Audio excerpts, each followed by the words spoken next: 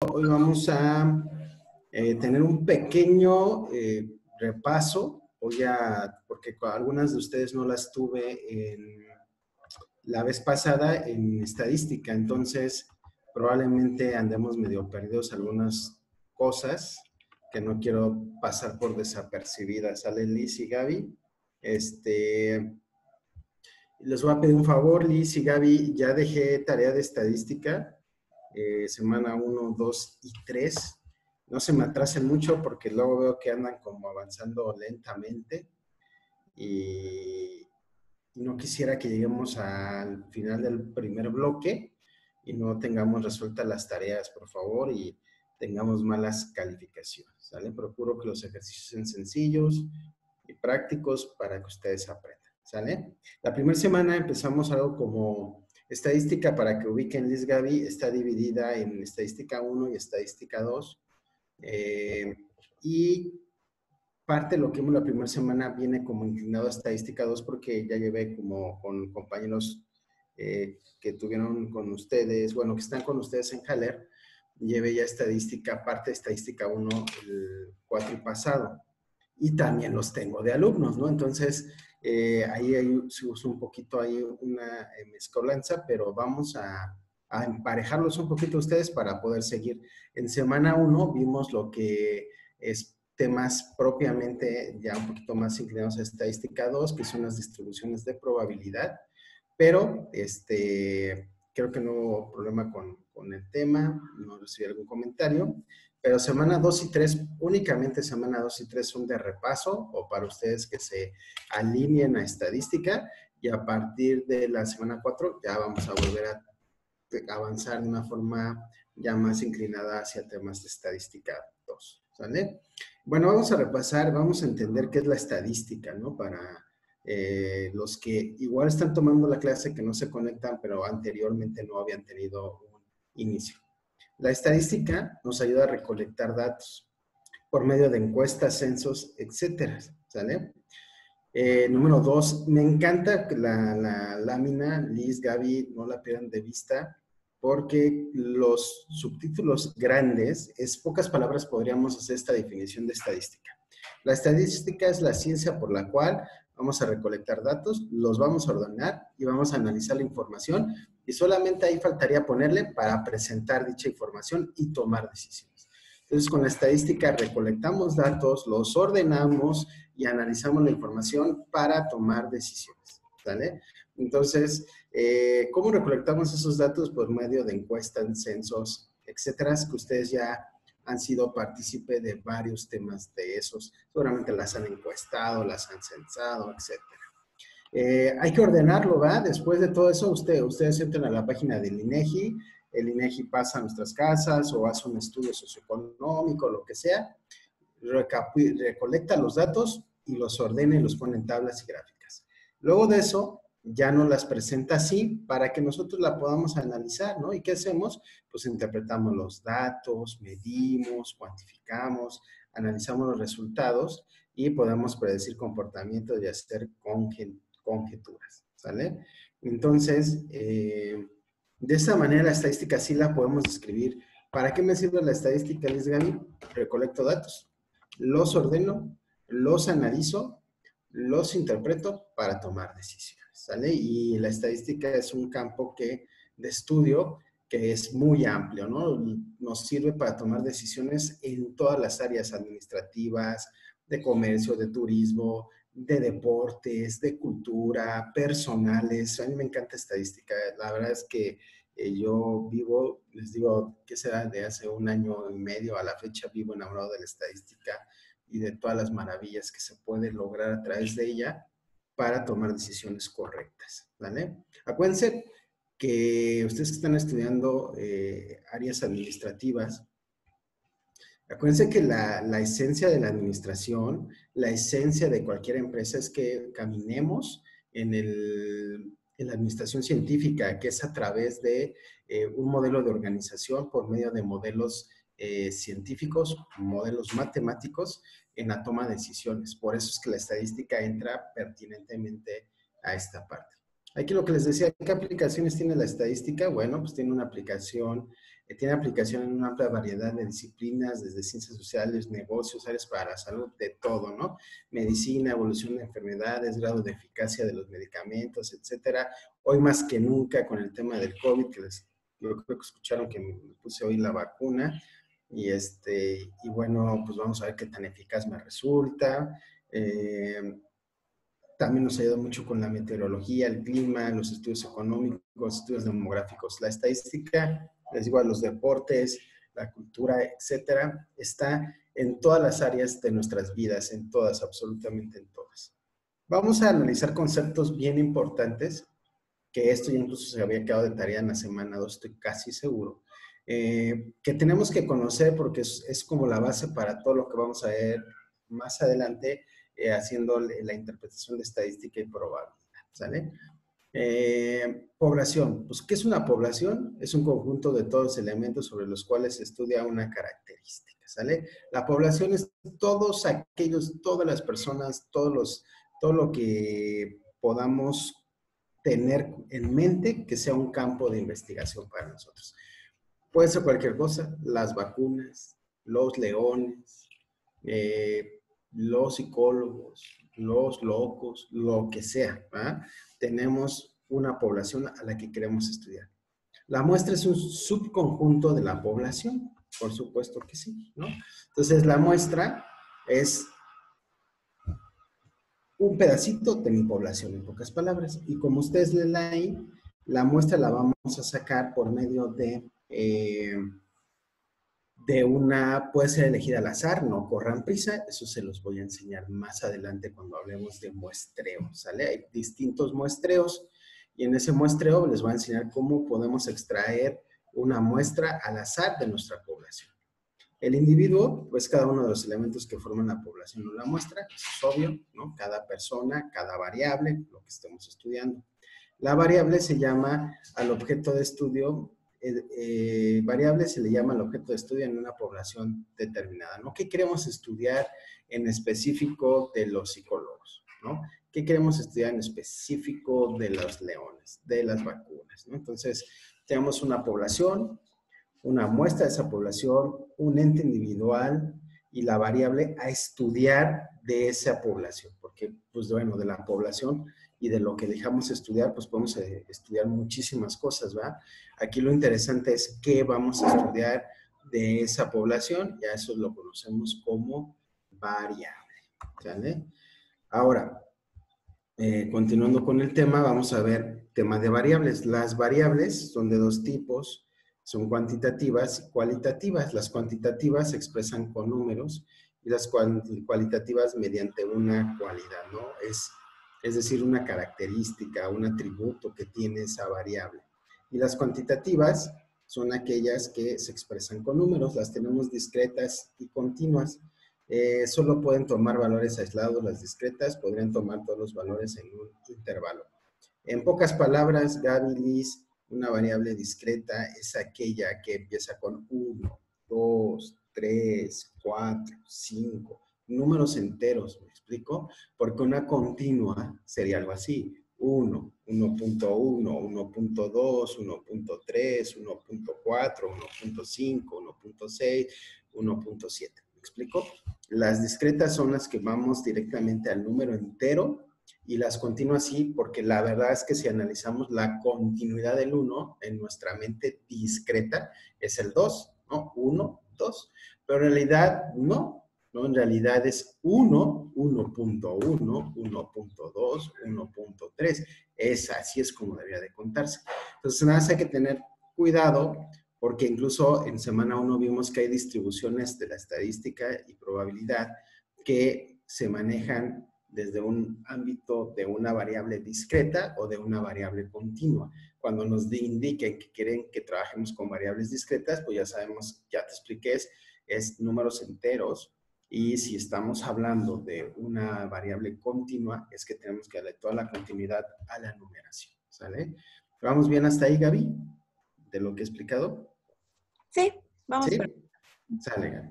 Entonces, bueno, y por último ahí dice dato estadístico, es el valor que puede tomar una variable, ¿no? Ya al final, el dato estadístico después de hacer todo lo que hemos dicho de recolectar los datos, ordenarlos, analizarlos, presentarlos, entender qué variable estoy trabajando de esa población, de ese muestreo, vamos a darle un valor y le vamos a llamar dato estadístico. ¿Sale? Ahora bien, bueno, esto es un ejemplo de población y muestra. Eso ya lo tienen más bien ahí en su material de la semana. Población y variables también. Déjenme brinco esta parte de aquí. Ok, lo que ustedes hicieron en semana 1 de repaso, Liz, Gaby, si se acuerdan, los puse a hacer tablas de frecuencias. Este sí ya es muy importante, ¿no? Las tablas de frecuencia es el método por el cual, o la estructura que tenemos para organizar todos los datos que hemos recolectado, ¿no? Hacemos censos, encuestas, entrevistas, adquiero mis datos, ya los tengo y ahora ¿cómo los ordeno, Gaby? Ese siempre es el asunto. ¿Cómo ordeno mis datos? Entonces los vamos a ordenar en tablas de frecuencias, ¿sale? Y eso es lo que ustedes deberán hacer de tarea o ya lo hicieron. No recuerdo si tú, Gaby, me acuerdo que lo tiene un compañero tuyo, pero no me acuerdo si tú hiciste esa primera parte de eso. Entonces, bien importante que pongamos atención, ¿sale? Y ahí vamos a encontrar que en las tablas de frecuencia vamos a manejar frecuencias relativas, frecuencias absolutas, frecuencia absoluta acumulada, ¿sale? La frecuencia es el número de veces que se repite cada dato, simplemente, ¿no? Tenemos que ubicar cuánto se repite un dato. La frecuencia acumulada es lo acumulado de esa frecuencia y la frecuencia relativa simplemente se va a tomar la frecuencia acumulada, la frecuencia, sí, es la frecuencia acumulada por 100 y encontramos lo relativo de esa frecuencia, ¿sale? Ahí está, frecuencia relativa, que es el cociente entre la frecuencia y el total de observaciones. Muy bien. Lo que sigue. Tenemos dos tablas de frecuencias, Gaby, ¿no? Las dos tablas de frecuencias que vamos a usarlas se llama tabla de frecuencia simple y tabla de frecuencia agrupada. La simple es que simplemente voy a ordenar de menor a mayor la serie de datos que tengo, Gaby, Liz. Voy a buscar su frecuencia absoluta, voy a buscar su frecuencia relativa y voy a buscar su frecuencia absoluta acumulada. Y se acabó.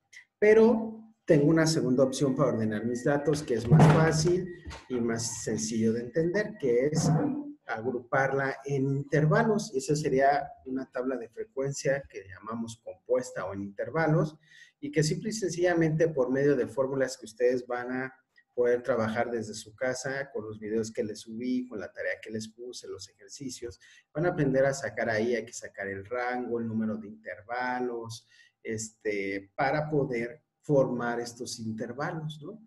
De esa manera podemos establecer y crear nuestras tablas en intervalos. Entonces, en los videos ustedes van a aprender, sacamos un rango, sacamos el número de intervalo, sacamos el ancho del intervalo, y ya teniendo eso, estructuramos nuestra tabla y le sacamos lo mismo. Le sacamos ahí nada más que vamos a agregarle la marca de clase y después vamos a sacar la frecuencia relativa, la frecuencia absoluta acumulada, ¿no? Pero es lo mismo, nada más hay una variación en cómo voy a agrupar los datos, esa es la diferencia, ¿no? La tabla de frecuencia simple, ordeno nada más de menor a mayor y encuentro las frecuencias. La tabla de frecuencia en datos en intervalo, tengo que calcular un rango, un número de intervalos y la distancia del intervalo que vamos a tener, esos 3 puntos. Y ya con eso puedo calcular perfectamente los intervalos, los agrupo en una tabla, saco la marca de clase y luego ya calculo las frecuencias. Como les comenté, eso lo van a aprender, ya tienen todo el material en la plataforma para hacerlo, ¿vale? Bueno, eso sería todo. Entonces, a manera de recapitular, esta primera parte de la clase es muy sencilla. La estadística, Gaby, Liz, ¿para qué estudiamos estadística? Ya es fácil de contestar. Es la ciencia por la cual me voy a aprender a obtener datos, primero recolectar datos, para luego ordenarlos. ¿Cómo los voy a ordenar? Gaby, Liz, ya se lo dijimos. Los ordeno por medio de tablas de frecuencia, tablas de distribución de frecuencia. Tengo dos opciones de tablas, la simple y la de intervalos. En la simple ordeno de menor a mayor y encuentro en esa serie de datos, encuentro mi frecuencia absoluta, mi frecuencia relativa y mi frecuencia absoluta acumulada. Si quiero darle más orden aún a los datos que obtuve, voy a usar una tabla de frecuencia en intervalos, en datos agrupados por medio de intervalos. Antes de calcular las frecuencias, necesito calcular el rango, el número de intervalos y la amplitud del intervalo, así como su marca de clase, y después de eso ya puedo calcular la frecuencia del número, la frecuencia absoluta, las frecuencias relativas y las frecuencias absolutas acumuladas.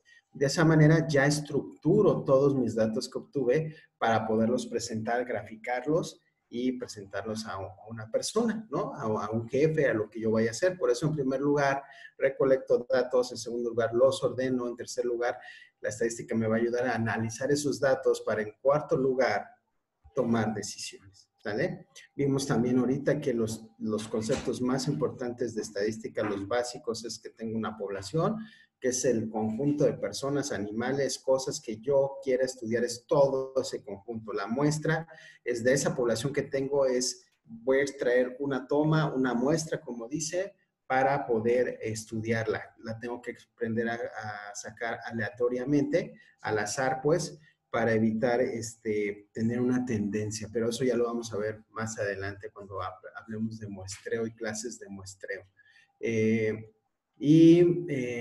Tenemos un individuo, pues, que es la unidad de esa población, y que la variable le vamos a llamar a lo que vamos a estudiar, ¿no? ¿Qué vamos a estudiar de esa población? Ese va a ser el nombre de nuestra variable.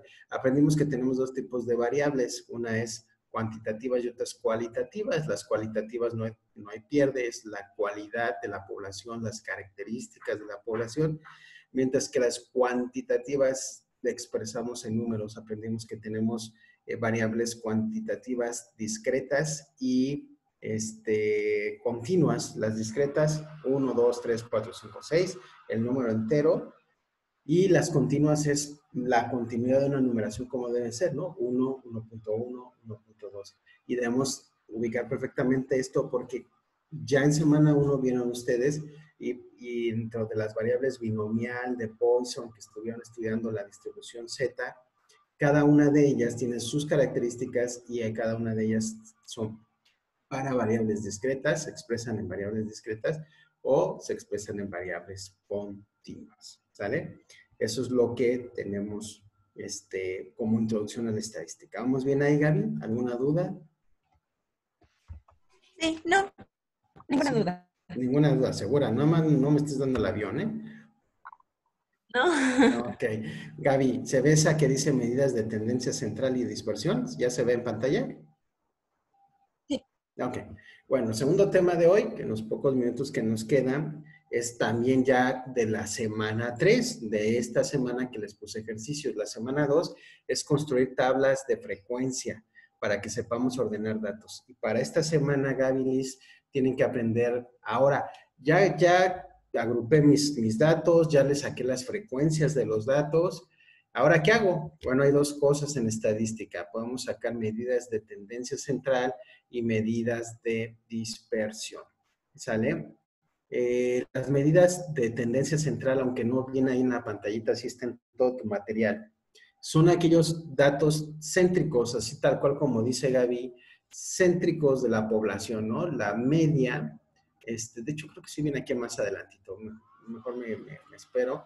Lo que sí está en título ahí, Gaby, en morado, es la definición de las medidas de dispersión. A manera, antes de explicar una por una, porque creo que sí viene en la presentación, acuérdate, las medidas de tendencia central son las medidas céntricas de la población y de la muestra que estoy estudiando. Y se llaman media, mediana y modo. Y las medidas de dispersión es lo que dice el rectángulo en morado, ¿sale? Permiten apreciar el grado de dispersión o variabilidad que existe entre el grupo de las variantes en estudio, ¿sale? Entonces, por ejemplo, yo tengo una media que es el promedio, ¿no? Gaby, tú sacas tu promedio de calificaciones y traes 9.2, por ejemplo. Y de esa calificación, Gaby, podemos buscar una dispersión, qué tan disperso es tu calificación en base a lo demás de tus compañeros, ¿no? Entonces, son los dos tipos de medidas que le podemos obtener de nuestra población, de los datos que recabamos. Entonces, acuérdate, Construyo las tablas de frecuencia. Después de construir las tablas de frecuencia, voy a calcular dos cosas en estadística muy importantes. Las medidas de tendencia central, que son los datos céntricos, los datos que están al centro de la población que tenemos, y las medidas de dispersión para ubicar qué tan dispersos tenemos variables o individuos en esa población, qué tan dispersos están algunos de el centro, ¿no? De las medidas centrales. Ahora bien, es lo que te decía, las medidas de tendencia central ahí están, Gaby. Liz, la primera es la media, ¿no? La media aritmética es la que se obtiene sumando los datos y dividiéndolos por el número de ellos, ¿ok? Entonces, en pocas palabras, Gaby, es el promedio. Tú sabes, Liz, tenemos una cantidad, n cantidad de números, los sumamos y los dividimos y obtenemos el promedio y eso viene siendo nuestra media. Ahora, Gaby, Liz, tengan mucha atención.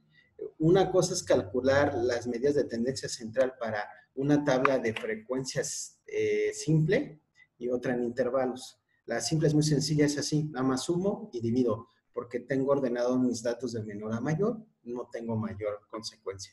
Pero cuando están en intervalos, voy a trabajar con intervalos, entonces uso fórmulas. Todo eso es lo que van a ver en esta semana en todo el material que ya está en la plataforma.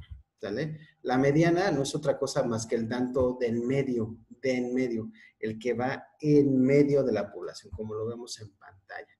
Este es el que está en medio, no importa si sea grande, chiquito, mediano. De todos mis datos, el que va en medio. Si tengo 20 datos, la mediana es el 10, porque está en medio de la población. ¿Sale?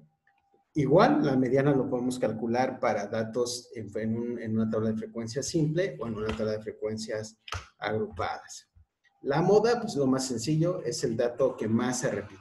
El que más puede haber uno o dos modas, datos que más se repitan. Igual lo podemos ver en una tabla de frecuencias simple o en una tabla en intervalos. Y las medidas de dispersión, tenemos ahí las dos más importantes. La desviación estándar, la varianza, bueno, el error típico es algo que en estadística es normal que hay que considerar porque todo muestreo, toda población tiene un error. Pero en realidad lo que vamos a aprender a calcular en esta semana es la desviación estándar y la varianza. La varianza es el valor de desviación estándar al cuadrado. Su utilidad radica en que su valor es requerido para todos los procedimientos estadísticos. ¿Sale? Denme un segundo, chicos. Nada más déjenme arreglar. Ya, chicos, es que tocaron en casa y di una instrucción. Entonces, la varianza es eso, ¿no? La desviación que tienen nuestros datos al cuadrado, ¿sale? Y la desviación estándar, llamada también desviación típica, es una medida que informa sobre la medida de las distancias que tienen los datos en base a su media aritmética, expresada en las mismas unidades que la variable, ¿no? Entonces, tenemos los datos centrales, Gavilis, y la desviación estándar va a agarrar el dato central y va a ver qué tan dispersos son los datos, ¿no? Y la varianza es la misma desviación, pero al cuadrado. Es todo. ¿Sale? Entonces, esas son las cosas que son generales sobre la estadística para nuestro aprendizaje de números.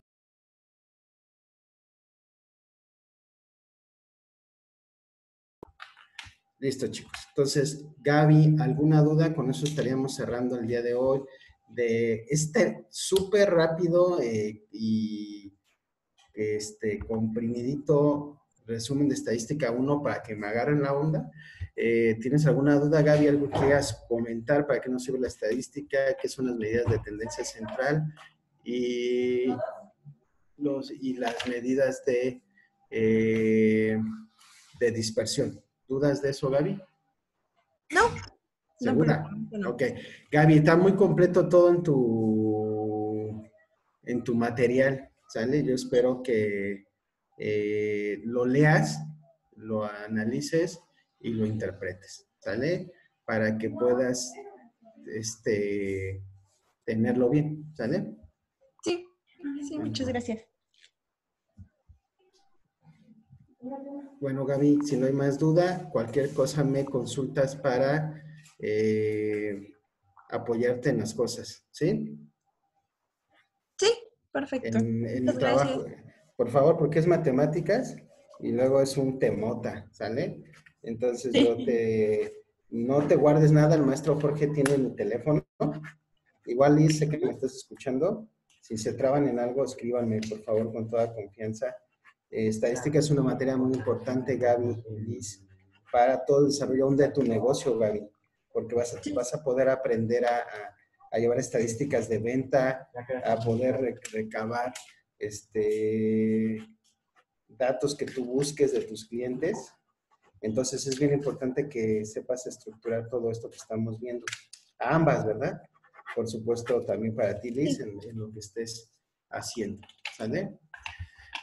Bueno, Gaby, entonces sin miedo, pides mi teléfono y me escribes. ¿Prometido? sí, Y sí, muchas gracias. por favor, no te me atrases en las tareas, por amor de Dios, porque de verdad son fáciles, pero si no las vas avanzando, Gaby, va a llegar la mitad del bloque que ya te explicó el director, nuestro director, que se hace cambio de materias y vas a estar asfixiada de ejercicios y me vas a odiar y no va a Sí, ser mi culpa, va a ser tu culpa. Entonces, sí, hay que avanzar en esas tareas, al igual que tú, Liz, ¿vale? Y cualquier sí, cosa estoy para servirles, ¿vale? Ya no les quito más tiempo porque debo entrar los demás de la otra clase. Que tengan una excelente sí. tarde, ¿vale? Muchas gracias, igual. Y Excelente hasta luego. tarde. Hasta a proceso. Bueno, Liz, pues voy a hablar como si estuvieras aquí. En la semana 1 vimos que todo lo que te subí a plataforma es como la parte de introducción al proceso administrativo. La segunda semana se habló que no nos pudimos ver porque se nos cruzó el puente del viernes pasado. Se habló de la etapa de la planeación, que ya lo tienes todo en tu plataforma. De verdad, yo les recomiendo descarguen todo lo que les subo porque les subo material de muy buena calidad para que lo tengas para tu carrera, ¿no? Y la plataforma nos lo permite descargar, trabajar con él. Igual no te matrices con los ejercicios de esta materia. Y hoy, tercera semana, nos toca ver la organización. Vamos a ver la etapa de la organización como proceso administrativo, ¿vale? Ahora bien, vamos a empezar. La organización como proceso, fíjate, Liz, nada más como dato. Es tan importante la organización, Liz, que algunos economistas lo meten ya en los factores productivos. Acuérdate que los factores productivos para que una empresa, ya sea de bienes o de servicios, produzca, son tres cosas. Necesitamos tierra, o sea, la materia prima, con qué trabajar, el capital, la lana, y el trabajo que se refiere a nosotros, los recursos humanos, ¿sale? Pero hay autores que ya están metiendo el cuarto punto, es la organización, porque podemos tener mucha tierra, podemos tener mucha lana y podemos tener mucho personal, pero si no sabemos organizar ninguna de las tres, estamos quebrados. Así de importante es esta etapa del proceso administrativo. Tan importante es que la economía ya lo incluye como el cuarto factor para poder ser productivos, ¿sale? Entonces dice, la organización es la segunda fase del proceso administrativo. A través de ella, el sistema establece la división del trabajo y la estructura necesaria para su funcionamiento. Entonces, en pocas palabras, ¿qué voy a hacer en la organización? Voy a hacer la división del trabajo y la estructura para el funcionamiento. ¿Ok? Fayol, que es uno de los autores más importantes de la vida administrativa, dice que la organización consiste en dotar al organismo de elementos necesarios. Cuando habla de organismos, Liz, del organismo, habla de la empresa, ¿no? Le llama un organismo. No estoy tan de acuerdo en la terminología, pero no me voy a pelear con Fayol por el momento, ya lo veré, pero en realidad no me gusta. Un organismo es un ser vivo y la organización no es un ser vivo, es una organización, pero bueno, cuestiones de terminología. Consiste en dotar al organismo de elementos necesarios para su funcionamiento a través de operaciones típicas como financieras, contables, de seguridad, comerciales y administrativas. Entonces, lo que quiero que te quede claro ahorita de la organización es que En ella vamos a hacer la división de trabajo, es decir, vamos a organizar a todo nuestro personal para que estén en los puestos donde deben trabajar, las áreas donde los necesitamos, por supuesto, desde lo que ellos estudiaron y desde sus habilidades, ¿vale? Vamos a estudiar enseguida los elementos de la organización. Vamos a empezar, número 1, elementos de la organización, la estructura, ¿no? Es importante tener estructura. Es el marco fundamental en el que opera el grupo social. Esto es la disposición y correlación de funciones, jerarquías y actividades necesarias para lograr objetivos. En pocas palabras, es el organigrama, ¿no? Cómo se está estructurado. Por ejemplo, aquí en nuestra alma mater, Centro de Estudios Haller, pues tenemos que en la cabeza tenemos del área de, ¿cómo se llama?, de educación en línea, pues obviamente está el patronato, los dueños de la institución, algún director general que a lo mejor esté encima de nuestro director Jorge Alberto Becerra, que es el director de línea, y luego viene nuestra coordinadora, y luego vienen todos los docentes, ¿no? Entonces, como te das cuenta, Jorge y nuestro director Jorge y todo el equipo de trabajo de Haller, ya hay una estructura, y ahí, de ahí permeamos, ¿no? Nosotros como maestros estructuralmente debemos dirigirnos primero a la coordinadora, luego a nuestro director, y ya de ahí pues obviamente hay cabezas más arriba. Pero lo importante es tener la función de cada uno de estos, su jerarquía y cuáles son los objetivos de cada uno de ellos para lograr los objetivos de la institución. Ya cuando tenemos esa estructura, ya la pudimos armar, Liz. Yo creo que, si no mal recuerdo, Liz, espero no estar perdido, creo que tú trabajas ahí en Sears, y ahí, pues bueno, tienen una estructura muy clarita, ¿no? Ahora, ya que tengo una estructura, viene lo que es la sistematización. Las actividades y recursos deben coordinarse racionalmente al fin de facilitar el trabajo, ¿sale? Entonces, generamos estructura y sistematizamos todo, ¿ok? Elementos de la organización, agrupación y asignación de actividades y responsabilidades. Ya tienes estructura, ya sistematizaste, y ahora vamos a establecer las actividades y responsabilidades de cada uno de los integrantes de la organización. Y con esto vamos a promover algo que se llama especialización, Liz. Esto quiere decir que yo no voy a invitar a Liz, si está estudiando administración, a que me dirija al área de comercio internacional, ¿va? Sería como, ops, un poco, no que no puedas aprender, pero no estás estudiando para eso. Ni voy a poner a un contador a hacer las funciones de un administrador, ni a un financiero las funciones de un mercadólogo. Ese es el punto, ¿no? Voy a establecer responsabilidades y asignar las actividades que deben de ser como deben de ser. Y número 4, la jerarquía, ¿sale? Debe haber una jerarquía, siempre debe haber un líder, un mando, para que esté conduciendo y dándole dirección y control, que son las siguientes etapas del proceso administrativo a todo lo que estamos haciendo. La gente no le gusta hablar de jefes ni tener jefes. Hay mucha gente que sí, yo soy de las personas que agradezco tener jefes porque les aprendes, porque creces con ellos y porque te van dirigiendo para que tú en un futuro puedas ser un posible jefe. Pero hay gente que considera que los jefes, o se considera mejor que los jefes, y tenemos un tema ahí que no debe ser de esa forma, en ninguna forma, ¿sale? Entonces, debemos, en primer lugar, acuérdate, estructura, sistematización, agrupo actividades y le doy jerarquía a mi personal. Elementos de la organización. Simplificación de funciones. Establecer métodos sencillos para realizar el trabajo de la mejor manera. Uy, esto es fantástico, Liz, ¿no? Cuando tú organices a la gente, haz procesos sencillos, no nos metamos en temas complicados porque, híjole, luego es un temota, ¿no? Procesos sencillos que la gente pueda entender cuáles son sus objetivos, qué esperas tú de ellos, a dónde los quieres llevar, cuáles son los resultados que quieres obtener de ellos para evitar cualquier contrariedad, ¿verdad? Entonces, procesos sencillos, ¿vale? Porque acuérdate que estás trabajando con personas y lo que buscas es que te den los resultados que tú necesitas. Tipos de organización, ¿sale? Pues bueno, tipos de organización, pues es según sus fines, ¿no? Según el principal motivo que tiene para realizar sus actividades. Y vas a encontrar que tenemos organizaciones con fines de lucro y sin fines de lucro, ¿no? Esas son las dos características según sus fines. Las de con fines de lucro es pues, obtener dinero, ¿no? Al final del día. Y las de sin lucro es cuando hacemos algo sin pretender una ganancia. Entonces, pues difícil. Sí hay empresas sin fines de lucro como algunas, ¿cómo se llaman a estas fundaciones, etcétera? Que pues no tienen una ganancia para ellas, sino más bien servir. La gran mayoría pues buscan generar utilidades. Según su formalidad, pues tenemos tipos de organización, que vamos a encontrar organizaciones formales, ¿no? Las organizaciones formales comprenden estructura organizacional, directrices, normas y reglamentos de la organización, rutinas y procedimientos con la finalidad de que sus objetivos sean alcanzados y su equilibrio interno sea mantenido.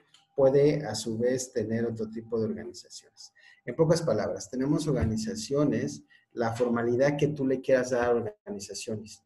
Vamos a encontrar que cada organización formal que va a tener reglas, normas, reglamentos, objetivos, metas, todo eso, directrices, para que trabaje de forma correcta. Acuérdate que la importancia de la organización es que la empresa esté organizada estructuralmente, cada quien en su área, para que trabajen de forma correcta y lograr los objetivos.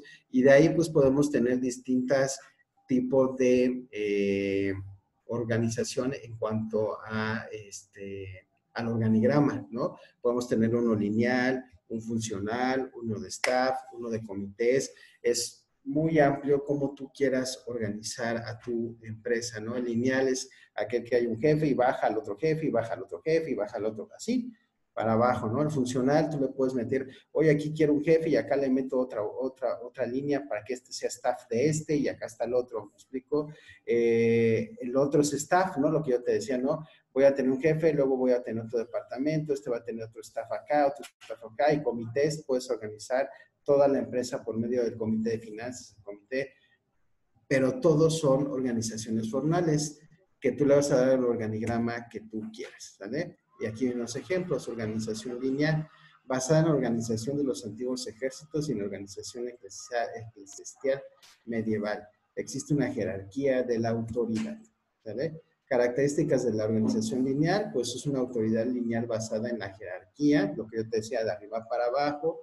Están centralizadas las decisiones, estabilidad considerable, permite el funcionamiento tranquilo de la organización gracias a la centralización del control y decisiones. En pocas palabras, no hay pérdida. Aquí está el que manda más, luego el que manda menos, luego el que manda menos, pero hay una jerarquía establecida y cada quien tiene su nivel de autoridad y nadie se los quita, y la verdad es que se camina muy tranquilamente porque todos saben quién está por encima de quién. Hay una configuración piramidal, estructura sencilla, lo que te decía, de fácil entendimiento, porque las otras que te menciono, si metes muchas cosas, mezclas muchas cosas, y esta es lineal, muy clarita, ¿no? No hay forma, ¿sale? Y aún las formas de comunicación son más directas.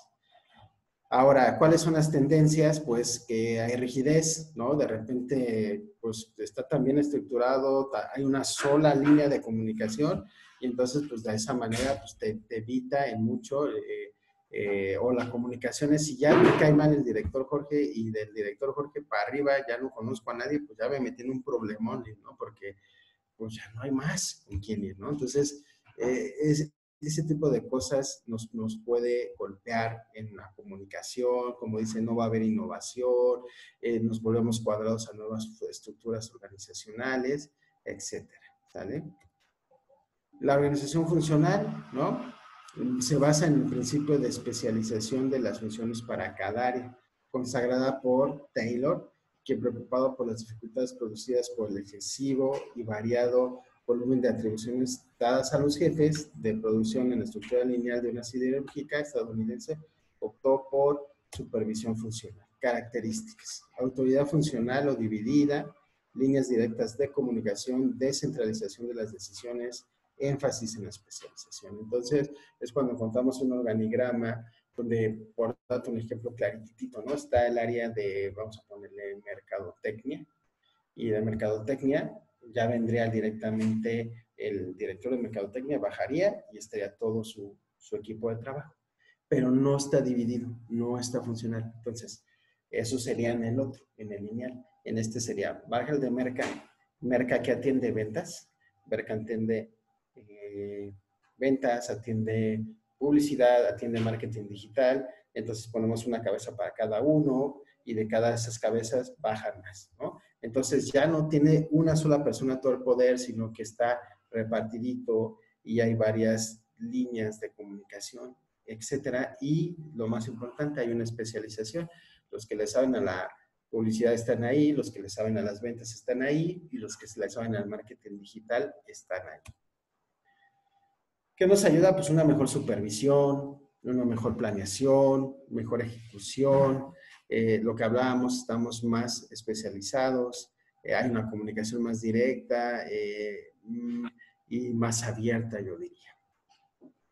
Organización tipo línea staff, que es la otra. Existen órganos de línea de ejecución o de operación y órganos de staff, que son consultorías, de asesoría o de prestaciones de servicios especializados. Eso es en pocas palabras lo que te digo. O sea, tú tienes un área de mercadotecnia y en esa área de mercadotecnia nombras a alguien, Liz, que lo dirija, pero a lo mejor en lugar de contratarle gente de abajo, tú le vas a decir, mira, vamos a subcontratar a esta otra empresa que nos haga el marketing digital.